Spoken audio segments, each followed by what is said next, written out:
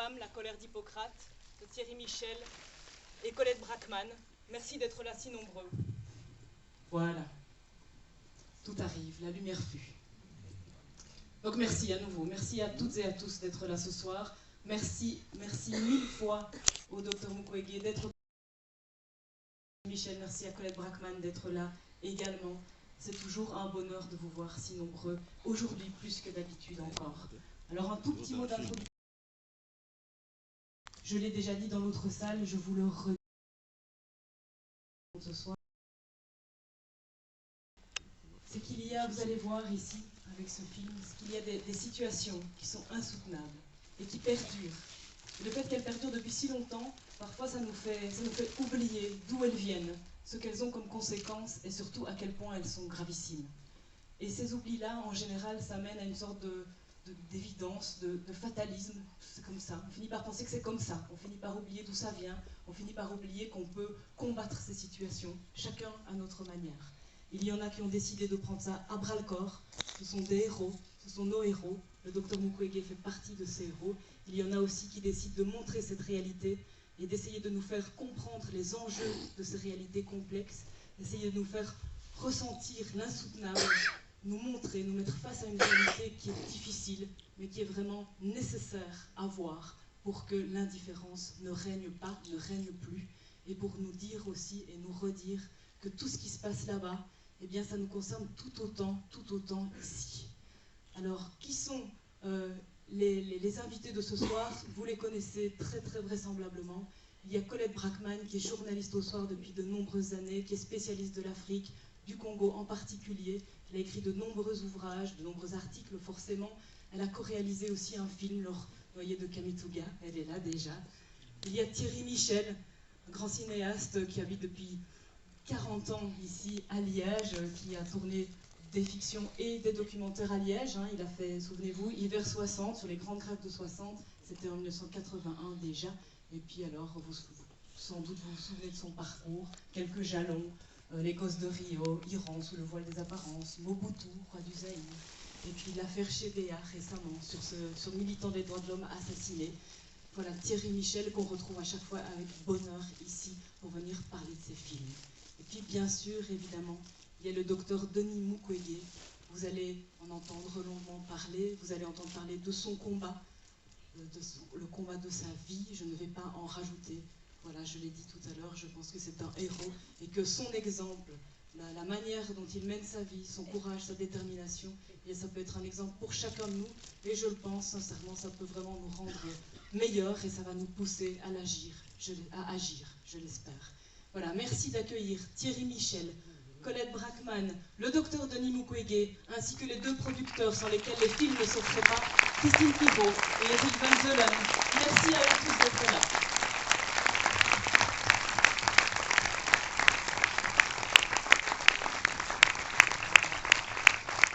Venez dans la lumière. Si vous êtes aveuglé, c'est bon signe.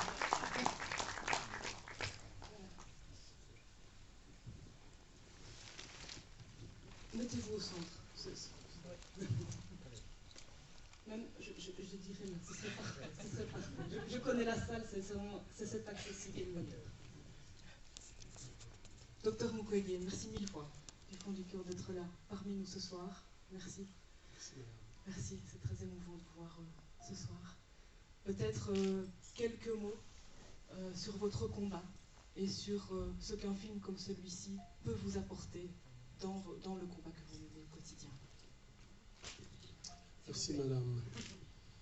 Ce soir, je vais d'abord vous remercier toutes et tous d'être ici.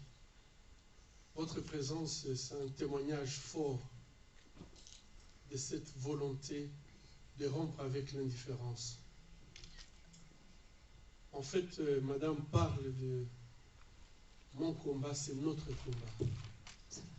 Une femme qui est violée, détruite quelque part, ça ne devrait pas être l'affaire de cette femme. Ça doit être notre affaire. Chacun doit se sentir concerné.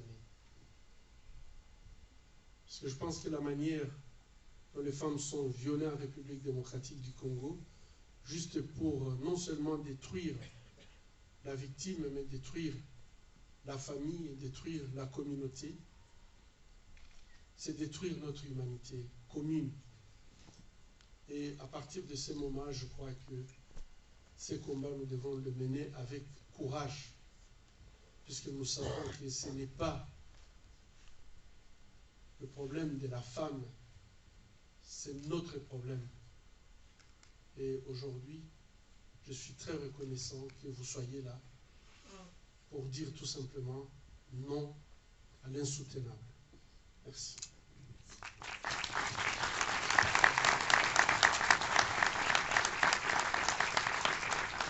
Votre situation est quand même assez difficile. Vous êtes menacé, vous êtes tout le temps, il y a tout le temps des gens de la sécurité qui sont autour de vous.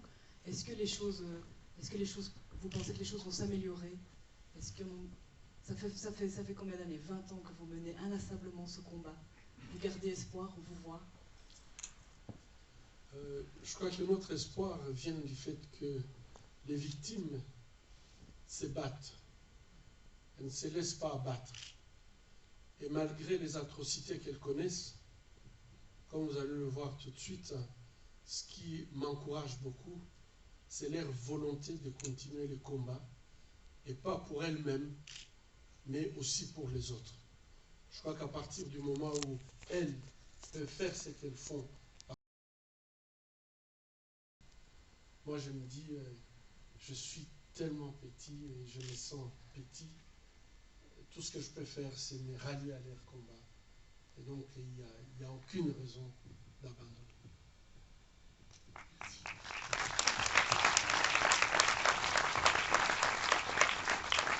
Thierry, Colette, est-ce que vous pouvez un peu nous raconter la jeunesse du film? Ça a été une aventure. Est-ce que ça a pris du temps? Est-ce qu'il a fallu longtemps? Comme tout film, l'aventure a commencé par d'abord convaincre Denis, le docteur, du bien fondé de ce projet. Vous étiez méfiant au début, Denis? Oui. Vous savez, hein, les gens, des gens qui ont des caméras, nous on a toujours peur d'eux. Parce que finalement, notre responsabilité, ma responsabilité, c'est de protéger la dignité des malades que je soigne. Mais de l'autre côté, quand une situation dure très longtemps, en fait, vous vous posez de questions comment vous allez arriver à faire passer le message. Donc c'est toujours difficile de prendre la décision. Et quand un monsieur comme Thierry se présente avec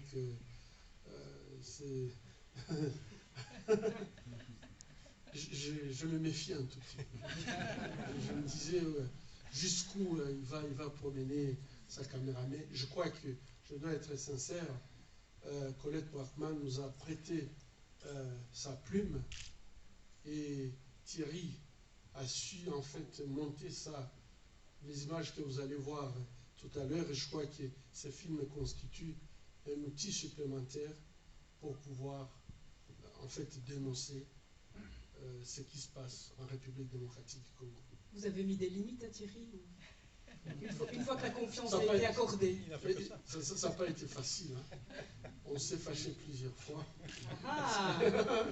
Mais enfin, je crois que les résultats, c'est que quand même, moi je trouve que c'est un film qui respecte la dignité de ses victimes. Et là, vraiment, Thierry, tu dois oublier tout. Hein. Merci.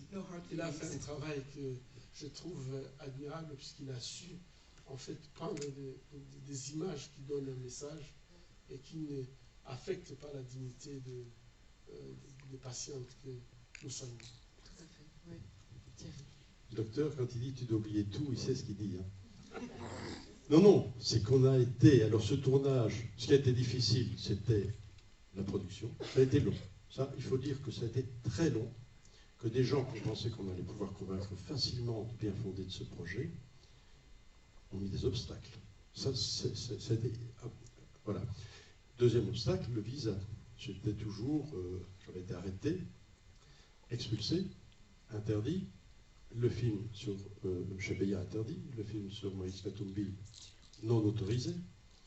Et en plus, à Liège, le général John Nobby, le général en chef 3 étoiles, général suprême de la police congolaise, a traîné en justice, ainsi que la protectrice Cassie Perrault qui est là.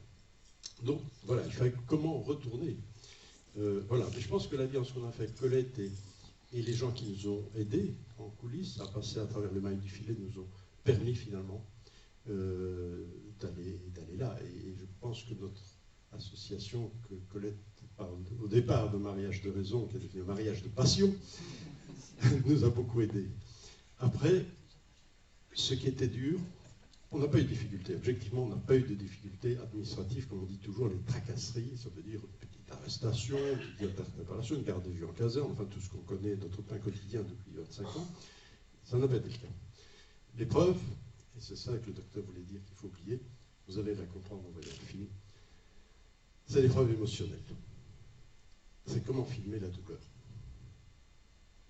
Comment filmer le désespoir. Comment filmer une violence absolue, irrationnelle, sans fin. Voilà. Et ça, je ne comprends pas le docteur, mais moi je suis admiratif, qui garde cette énergie tous les jours d'être confronté à ce que vous allez voir. Eh bien moi, personnellement, je le reconnais, j'ai craqué. J'ai craqué sur ce tournage. Donc voilà, on doit être des hommes blindés, on a ces fragilités. Colette. Comment est-ce que vous vous êtes répartis les choses avec Thierry? Vous vous connaissiez aussi très bien la situation. Nous sommes de vieux amis depuis longtemps, depuis plus de 20 ans, de vieux amis, et aussi des amis du Congo, donc nous connaissons bien, mais chacun avec son angle, son regard. Lui c'est la caméra, moi c'était la plume. Et puis bon, sur le terrain, on s'est très bien entendu parce que simplement, on voulait la même chose. On voulait des choses simples. C'était filmer les gens, les voir, parler avec eux, voir le docteur, le suivre, le convaincre au début, en tout cas, de nous faire confiance. Et je le remercie pour sa patience, pour sa tolérance, parce qu'enfin, quand même, on était un peu, comme on dit, dans son chemin, dans l'hôpital, on circulait partout et il nous a acceptés. Son épouse aussi, je la remercie, parce que pour tous ces coups de fil le soir, pour tous les dérangements qu'on a provoqués, mais on voulait surtout exprimer ce que Thierry filme depuis si longtemps. Moi, j'essaye d'écrire. C'était à la fois l'injustice, ce que subit ce peuple congolais, ce que subissent ces femmes. C'est une horreur absolue, cette injustice, ce courage, cette résilience. C'était ça le message. Et là, on était absolument d'accord dès la première minute. Et c'était ça qui comptait. Et finalement, en mettant un peu nos efforts en commun, bon, vous allez le voir, c'est le film qui en est résulté. Voilà. Donc vous étiez vraiment aussi au niveau du montage, sur la même longueur d'onde, ce qu'il fallait montrer. 100%. Et ceux qui nous ont une fois empêchés de tourner, ça n'était pas du tout les Congolais, l'autorité, les tracasseries congolaises, pas du tout. C'était la MONUSCO. Mais alors là, ils ont eu affaire à Thierry et à moi, qui sommes parfois un peu redoutables quand on s'y met. Christine Pirot, productrice. Voilà. Et donc ils étaient deux pour faire ce film et nous étions deux pour le produire et on n'était pas trop, avec Eric Van Zenden et moi-même. Voilà, parce que c'est vrai que ça a pris du temps, ça n'a pas été toujours facile, mais voilà, on est heureux, on est là ce soir. Les Grignoux nous accueillent une nouvelle fois pour un film dans 2 salles. On veut vraiment les remercier parce qu'on apprécie, on a toujours du bonheur. Voilà, on est à Liège, on est chez nous. Donc voilà, on voulait vous remercier. Et... Voilà, je vais continuer. Oui, comme très justement Christine, un film, c'est aussi des partenaires, des gens qui doivent vous soutenir pour monter cette production. Et à cet égard, on voudrait remercier donc, la RTBF, la Fédération Wallonie-Bruxelles, Wallonie Image Production, la coopération belge au développement. Voilà, et puis il y a des partenaires liégeois qui nous ont aidés, Liège Airport, Neotech, Texaf, Solidaris, qui n'est pas que liégeois. Et puis aussi pour la promotion à la sortie du film le soir, et ici à Liège plus particulièrement le CHU et l'Université de Liège. Voilà, donc c'est tous ces partenaires qui font que ce film soit possible, que ces soirées soient possibles aussi. Voilà, alors avant du petit mot de la fin, donc vous dire que le film, donc, il sort sur les écrans le 15 avril, il est même là un petit peu plus tôt, on refait un débat, une rencontre avec Thierry et Colette le 21 avril où là, je pense, on pourra aussi aller plus en profondeur au niveau de certains aspects qui sont traités dans le film. Mais bon, ici, vous ne l'avez pas vu, donc ça n'a pas de sens d'en parler avant. Donc voilà, rendez-vous le 21 avril. Parlez-en autour de vous. Je pense que chaque personne qui voit ce film est sensibilisée à la cause, a envie de faire quelque chose, ne tombera plus dans l'indifférence. Et donc c'est vraiment important que vous apportiez aussi votre petite part. Oui, Thierry. Un petit mot pour vous dire, il n'y aura pas de débat ce soir. Il y a eu une présentation conséquente. Il y a de débat demain. Simplement, que ce soit à Bruxelles, à Liège, même, puisque des gens viendront de Paris, où on va aller présenter le film dans 3 jours, de La Haye, où on a présenté le film il y a quelques jours aussi. Et où il a gagné un prix. Et où j'ai gagné le Grand Prix. Grâce au docteur, je pense. C'est un prix à l'acteur, à mon avis.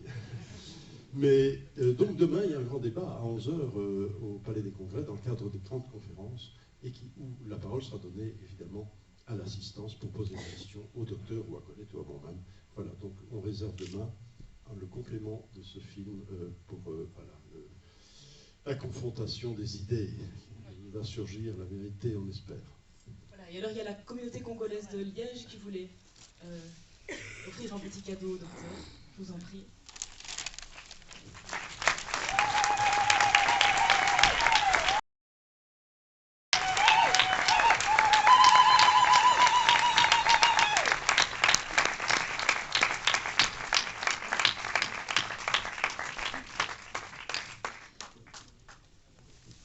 Voilà, une très bonne soirée à tout le monde. Oui, effectivement.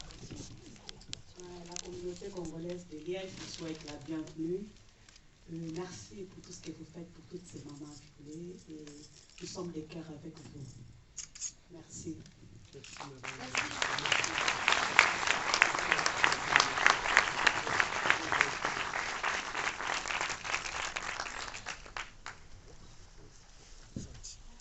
Merci.